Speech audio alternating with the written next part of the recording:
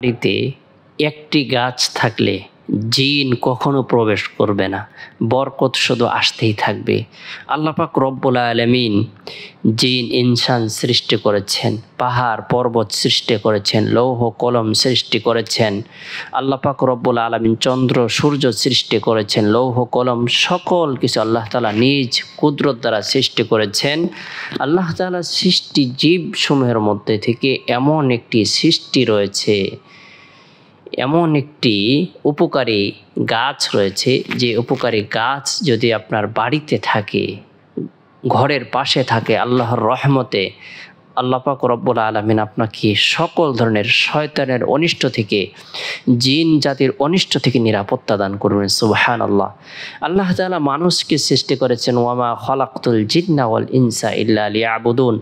মানুষ এবং জিন এই দুই জাতিকে আল্লাহ তাআলা ইল্লা লিয়াবুদুন, শুধুমাত্র কেবলমাত্র আল্লাহর ইবাদতের জন্য সৃষ্টি করেছেন। জিন জাতির মধ্যে কিছু দুষ্ট জিন রয়েছে, যারা মানুষকে ওয়াসওয়াসা প্রদান করে থাকে, মানুষের ক্ষতি সাধন করে থাকে।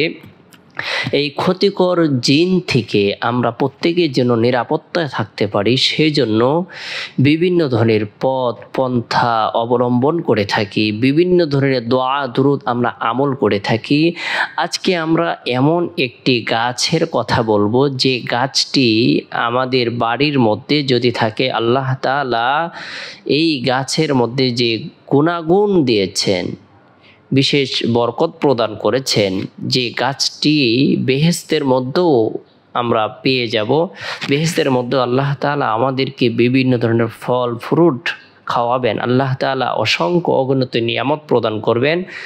এর মধ্যে থেকে এমন একটি গাছ আমরা দুনিয়ার মধ্যেও দেখে থাকি, সেই গাছটি হলো বড়ই গাছ। জিনরা বিভিন্ন গাছের মধ্যে ছোটাছুটি করে থাকে, কিন্তু বড়ই গাছ এমনই বরকতপূর্ণ একটি গাছ, যে গাছের পাতা দ্বারা আমাদের মৃত্যুর পরে গরম পানির মধ্যে পানি গরম করে গোসল করানো হয়।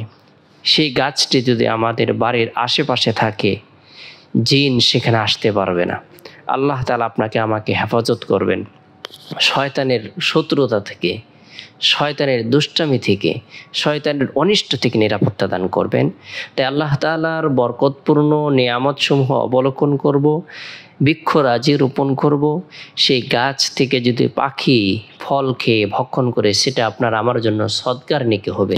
তাই আমরা গুরুত্ব সহকারে বড়ই গাছ রোপণ করব। সন্তানদেরকে নিরাপদ থাকার জন্য দোয়া দুরুদ শিক্ষা দেব। রাসূল সাল্লাল্লাহু আলাইহি সাল্লাম যে আমল শিক্ষা দিয়েছেন, সেগুলো আমরা শিক্ষা দেব। সূরাতুল ইখলাস, সূরাতুল ফালাক, সূরাতুন নাস 3 বার করে তেলাওয়াত করে সকাল সন্ধ্যায় যদি শিশুর বুকে ফু দেওয়া হয়, দম করা হয়, আল্লাহর রহমতে জিনের অনিষ্ট থেকে, সমস্ত মাখলুকাতের অনিষ্ট থেকে, সমস্ত প্রাণীকুলের অনিষ্ট থেকে সে নিরাপত্তা লাভ করবে। আল্লাহ তাআলা আমাদের সকলকে বোঝার আমল করার তৌফিক দান করুক। সকলে ভালো থাকুন, সুস্থ থাকুন, সকলে সুস্বাস্থ্য কামনা করে শেষ করছে। আসসালামু আলাইকুম ওয়া রাহমাতুল্লাহ।